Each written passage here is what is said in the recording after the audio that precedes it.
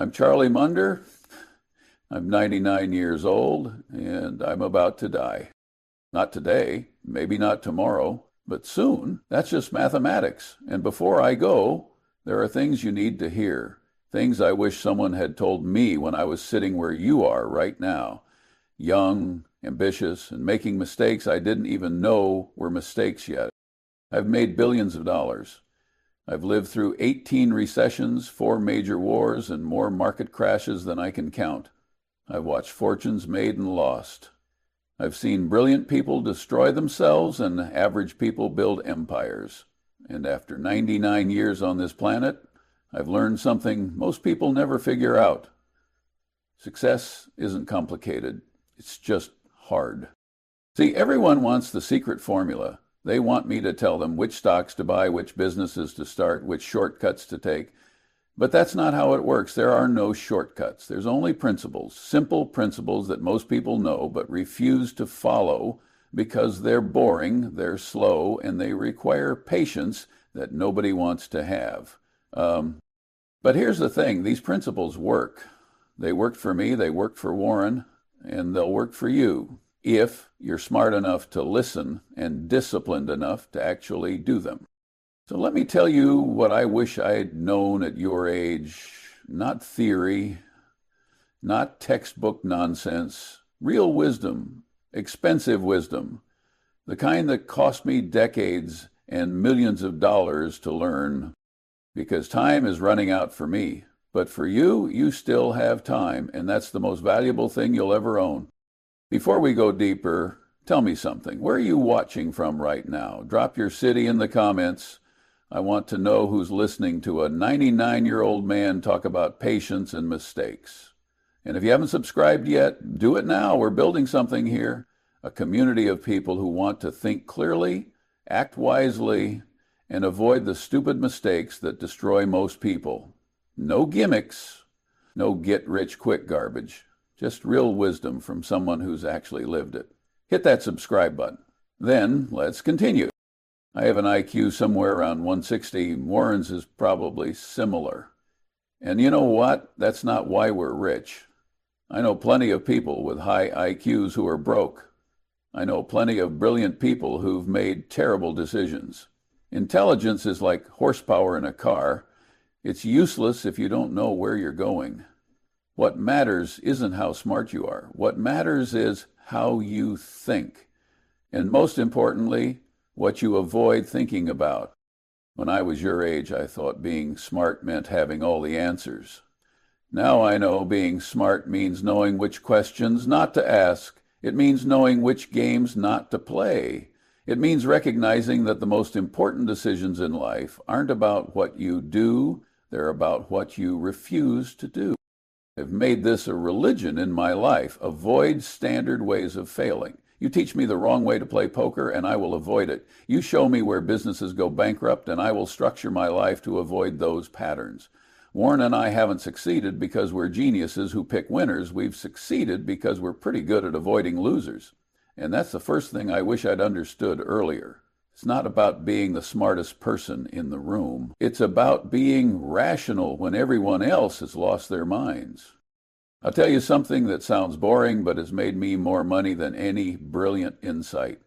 Patience. The big money isn't in the buying or the selling, it's in the waiting. And waiting is the hardest thing in the world to do when you're young, when you're ambitious, when everyone around you is making moves, and you feel like you're standing still. I remember being in my 30s, 40s, even watching opportunities I'd passed on turn into gold for other people. It ate at me. I'd think, Charlie, you idiot, you missed it again. But you know what I learned? For every one I missed that succeeded, there were 10 that blew up. I just didn't hear about those because nobody brags about their failures. Warren and I have a saying, the big money is made in the ass sitting. Crude, I know, but it's true. We've made most of our fortune by finding something good and then doing absolutely nothing for decades. Berkshire Hathaway, we've owned some of those stocks for 50 years. not because we're loyal or sentimental, but because we found businesses so good that selling them would be stupid. But here's what nobody tells you about patience. It compounds, just like interest, just like knowledge. The longer you practice patience, the easier it gets, and the more it pays off. It's like a muscle. At first, waiting feels like torture. But after a few decades of watching impatient people blow themselves up, patience becomes second nature. If I could go back and tell my 25-year-old self one thing, it would be this. Whatever you think your timeline is, triple it. Want to be rich by 30? Plan for 45. Want to master your craft in 5 years? Give yourself 15. Because compounding takes time. Real compounding, the kind that changes your life, doesn't happen in months or even years. It happens in decades. And here's the cruel irony. The younger you are, the more time you have, but the less patience you have. By the time you learn patience, you're running out of time. So learn it now. Sit on your hands. Do nothing. Let time work for you instead of against you. Let me tell you about money. Not investing, we'll get to that, but money itself, because most people have it completely backwards. They think money is about earning more. It's not. It's about needing less. I've lived in the same house for 70 years, not because I'm cheap, though I am, but because I don't need a bigger house. I drive a regular car, I wear regular clothes, and people look at me like I'm crazy. Charlie, you're a billionaire, why don't you live like one? And my answer is always the same. Why would I? What would I gain? A bigger house means more maintenance, more staff, more complications. A yacht means I'm stuck dealing with yacht problems. A private island means I'm isolated from the world. None of that sounds appealing to me. None of it would make me happier. Here's what I've learned about money over 99 years. Past a certain point, more money doesn't buy you more happiness. It buys you more problems, more decisions, more people wanting things from you, more complexity. The real secret to money is figuring out how much is enough. And for most people, enough is a lot less than they think. Once you have enough to be comfortable, to be secure, to not worry about the basics, additional money is just a way of keeping score. And keeping score is exhausting. I watched my friend get rich, really rich, in the tech boom, made hundreds of millions. And you know what happened? He spent the next decade worrying about losing it. Worried about taxes, about investments, about people suing him, about his kids becoming spoiled. He was miserable. The money didn't free him. It imprisoned him. So here's what I wish I'd known earlier. Figure out what enough looks like for you, and then stop. Don't keep chasing more just because you can. Don't let your lifestyle inflate just because your bank account does. Because the moment your expenses rise to meet your income, you're back where you started, on a treadmill running faster and faster just to stay in place. Live below your means, not at your means. Below them. Give yourself breathing room. Because that breathing room, that gap between what you earn and what you spend, that's where freedom lives. That's where patience lives. That's where you make good decisions instead of desperate ones. I've been asked many times, Charlie, what's the secret to staying sharp at your age? And the answer is embarrassingly simple. I never stopped learning. Warren and I, we're learning machines. We read constantly, we think constantly, we challenge our own beliefs constantly. And that's not because we're intellectually curious, though we are, but because the world keeps changing. And if you stop learning, you become obsolete.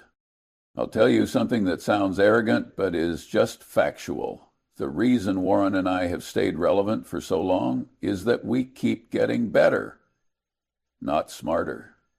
Better. We learn from our mistakes. We learn from other people's mistakes. We update our thinking when we're wrong. And most importantly, we don't cling to ideas just because we've always believed them. You know what kills more businesses and more investors than anything else? Obsolete thinking. people who made money one way and assume that way will work forever. It won't.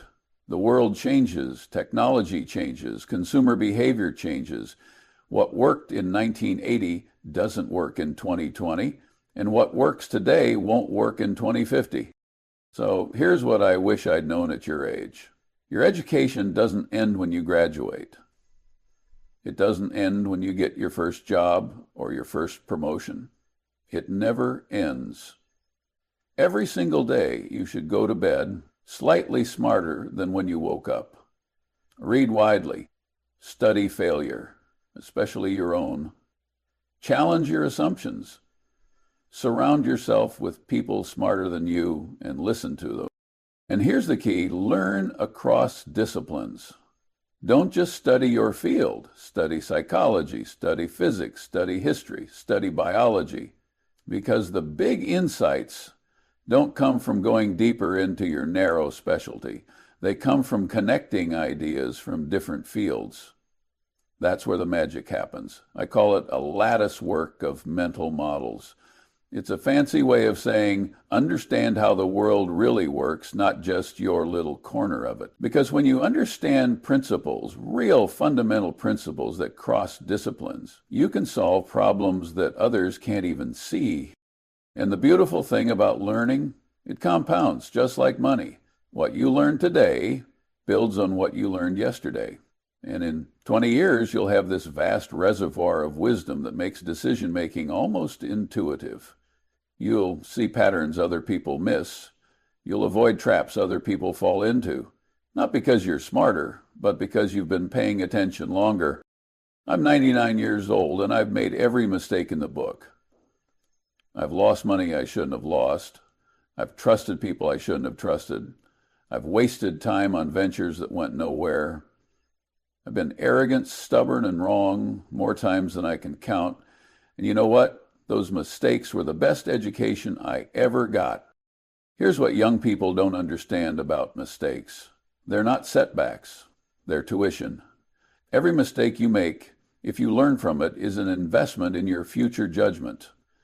The goal isn't to avoid all mistakes. That's impossible. The goal is to make mistakes you can afford to make and then never make them again. Warren and I talk about this all the time. The mistakes that hurt us weren't the times we lost money on an investment. Those sting, but you recover. The mistakes that really cost us were the opportunities we missed, the businesses we should have bought and didn't. Those mistakes cost us billions, plural with a B. But here's the thing about mistakes of omission versus mistakes of commission. You can learn from both. When we passed on Walmart in the early days, that taught us something about recognizing exceptional businesses. When we bought See's Candies, which everyone thought was overpriced, that taught us that quality businesses are worth paying up for. Both lessons were expensive. Both were invaluable. So here's what I wish I'd known earlier. Don't hide from your mistakes. Study them, own them, figure out exactly where you went wrong and why. Because if you can do that, if you can look at your failures honestly, you'll make fewer and fewer mistakes over time. And here's the secret that nobody tells you. Most people don't learn from mistakes because their ego gets in the way. They rationalize, they blame others, they pretend it wasn't really a mistake. Don't do that. Kill your ego before it kills your progress. Say, I was wrong. Here's why. Here's what I'll do differently next time. And then actually do it differently. Warren and I have this practice. When we make a bad investment, we do a post-mortem. What did we miss? What did we misunderstand? What red flags did we ignore? And we write it down, because if you don't write it down, you'll forget. And if you forget, you'll make the same mistake again. Collect your mistakes like trophies. Review them regularly. And be grateful for them, because they're making you better. I've been married to the same woman for decades. I've kept the same friends for 50 years. And I can tell you without hesitation, Those relationships are worth more than every dollar I've ever made. Money comes and goes, health comes and goes, but good relationships, if you nurture them, they last. And at 99, I can tell you that the quality of your life is determined by the quality of your relationships. Nothing else comes close. Here's what I wish I'd known at your age. The people you choose to spend your time with are the most important decisions you'll ever make. More important than your career, more important than where you live or what you buy, because you become like the people you surround yourself with. It's not a metaphor, it's a fact. If you surround yourself with cynical people, you'll become cynical. If you surround yourself with people who make excuses, you'll make excuses. If you surround yourself with people who are always chasing the next shiny object, you'll never be satisfied. You absorb the attitudes and behaviors of your circle, whether you realize it or not. So choose carefully. Warren and I have a simple rule. We only work with people we respect and admire. If we wouldn't want to have dinner with someone, we won't do business with them, no matter how good the deal looks. Because life's too short to spend time with people you don't enjoy. And here's something else. Invest in your relationships the same way you'd invest in a business. You can't ignore them for years and expect them to thrive. You have to show up. You have to be present. You have to give before you take. I see young people today who are so focused on their careers that they let friendships wither. They skip the birthday parties. They don't return calls. They're always too busy. And then 20 years later, they look up and realize they're lonely. They're successful, sure, but they're lonely. And let me tell you, success without people to share it with is hollow. Here's my advice. Treat your relationships like your most important investment, because they are. Be loyal. Be generous with your time. Show up for people when they need you, and don't keep score. The moment you start keeping score in a relationship, I did this for them, what have they done for me? It's already over. At 99, I can't remember most of my investment returns, but I remember every dinner with friends, every conversation with Warren, every moment with my family. That's what lasts. That's what matters. I've worked my entire adult life. I'm 99 years old, and I still go to the office. Not because I need the money, but because I genuinely enjoy what I do. And that's the secret that nobody tells young people about work. If you pick the right work, it doesn't feel like work. But here's the problem. Most people pick their career based on the wrong criteria. They chase prestige or money or what their parents want, and then they spend 40 years doing something they tolerate at best and hate at worst. What a waste.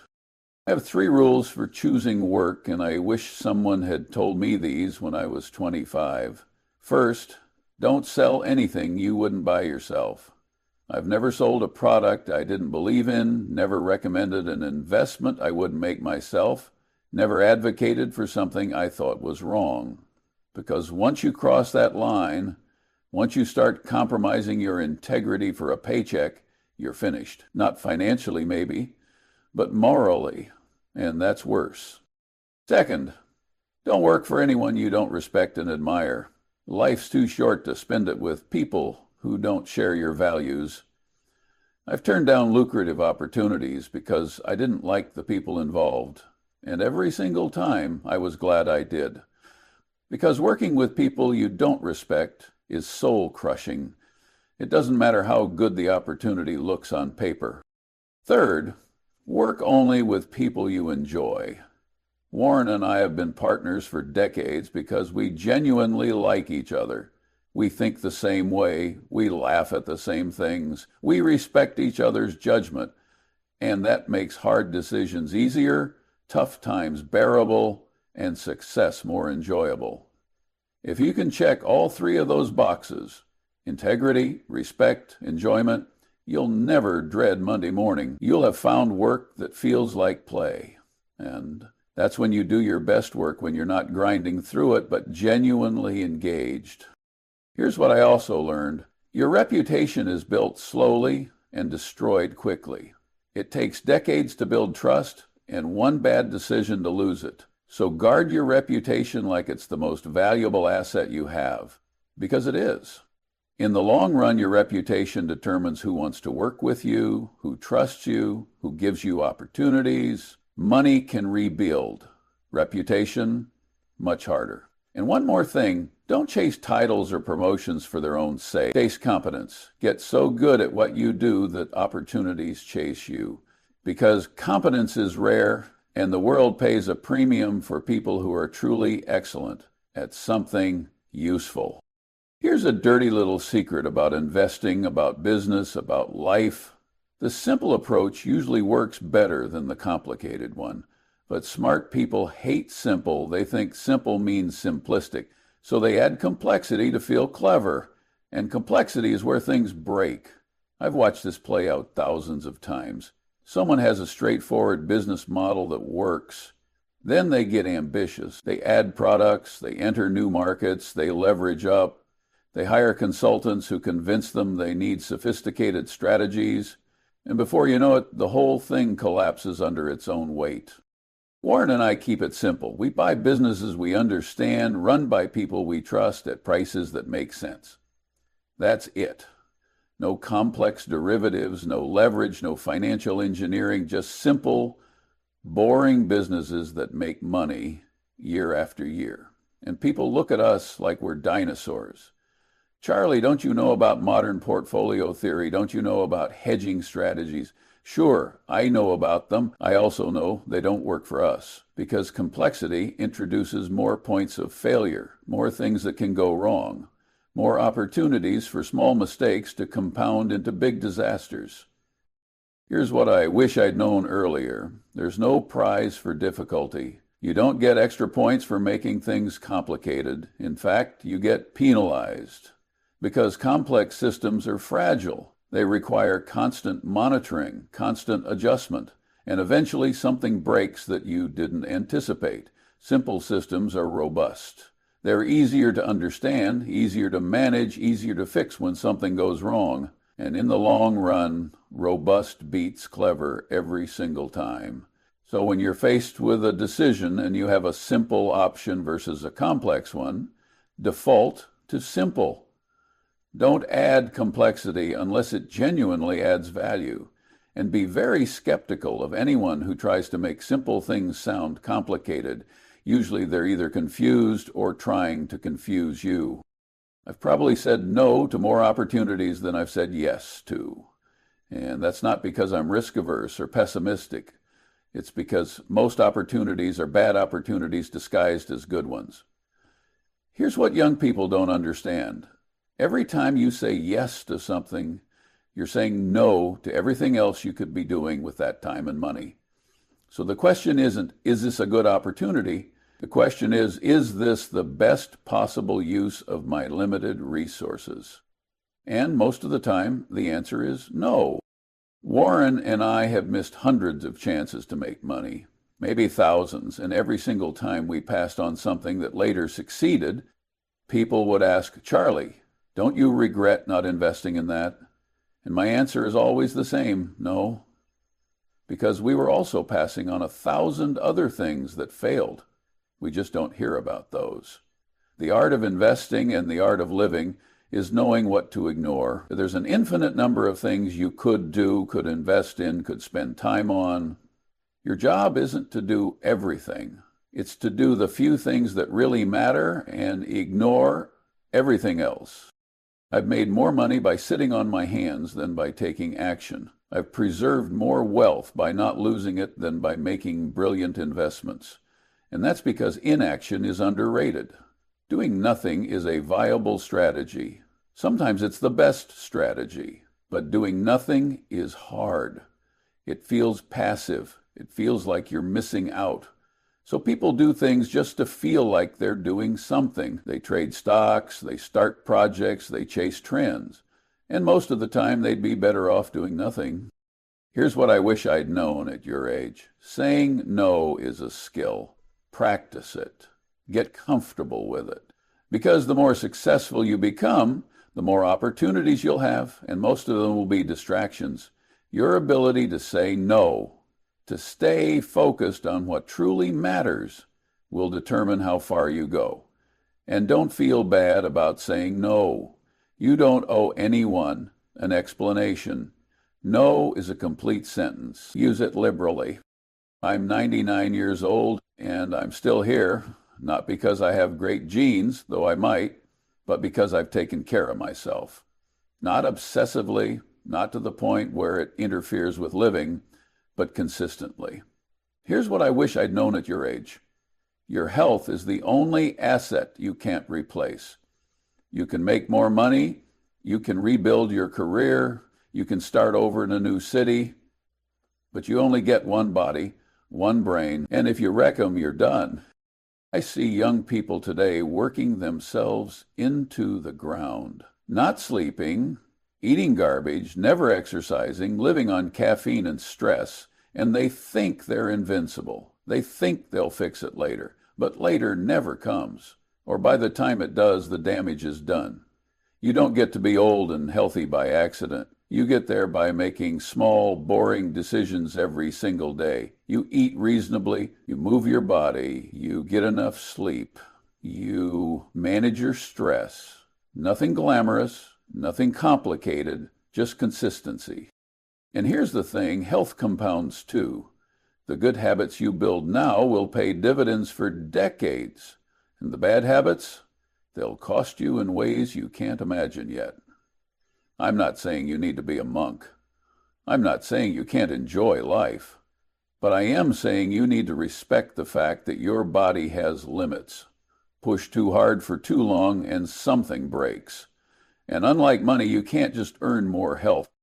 So take care of yourself. Not because you're vain or obsessed with longevity, but because you want to be functional and sharp for as long as possible. Because what good is wealth if you're too sick to enjoy it? What good is success if you're miserable? At 99, I'm grateful every day that I can still think clearly, still walk, still work. That's the real wealth. That's the real success. And it started with decisions I made 50, 60, 70 years ago. People ask me if I have regrets. Of course I do. I'm 99 years old. I have plenty. But here's what I've learned about regrets. They're not evenly distributed. Most of my regrets aren't about things I did. They're about things I didn't do. Opportunities I was too cautious to take. Relationships I let slip away. Risks I should have taken, but didn't. There's a business Warren and I passed on in the early days. We thought it was too expensive. It was Walmart. If we'd bought it, we'd have made an extra $10 billion, maybe more. And that haunts me, not because I need the money, I don't, but because I hate being wrong. But you know what? I don't regret a single friend I've kept. I don't regret a single book I've read. I don't regret a single book I've read. I don't regret a single book I've read. I don't regret a single book I've read. I don't regret staying married or staying curious or staying humble. Those weren't mistakes. Those were the best decisions I ever made. Here's what I wish I'd known at your age. You'll regret the things you don't do more than the things you do. Fear keeps us from trying things, from taking risks, from putting ourselves out there. And that fear costs us, not immediately, but over decades. You realize all the experiences you missed, all the people you didn't connect with, all the adventures you didn't take. So take the risk, ask the question, make the move. And if it doesn't work out, at least you'll know. At least you won't spend the rest of your life wondering, what if? I'm 99 years old, and I've had a good run. Better than I deserved, honestly. I've made money, sure, but more importantly, I've had great friends, good health, work I enjoyed, and a life that felt meaningful. And none of that came from being a genius. It came from following a few simple principles and sticking with them, even when they weren't fashionable. Here's what I hope you take from this. Be patient. Learn constantly. Admit your mistakes. Live below your means. Choose your people carefully. Do work that matters. Keep it simple. Say no often. Take care of your health. And don't wait to live the life you want, because time is the only thing you can't get more of. And at your age, you still have plenty of it. Don't waste it. Don't spend it on things that don't matter. Don't chase empty achievements or hollow success. Figure out what enough looks like for you, and then build a life around that. Not more, not less, just enough. And remember, the goal isn't to die rich. The goal is to live well, to go to bed each night knowing you spent your day on things that mattered, to look back at 80 or 90 or 99 and think, yeah, I did it right. I'm not perfect. I've made plenty of mistakes, but I've also lived by principles that served me well. And if sharing them saves even one person from making the same mistakes I made, then this was worth it. So go, be patient, be rational, be kind, and build something that lasts. That's what I wish I'd known at your age.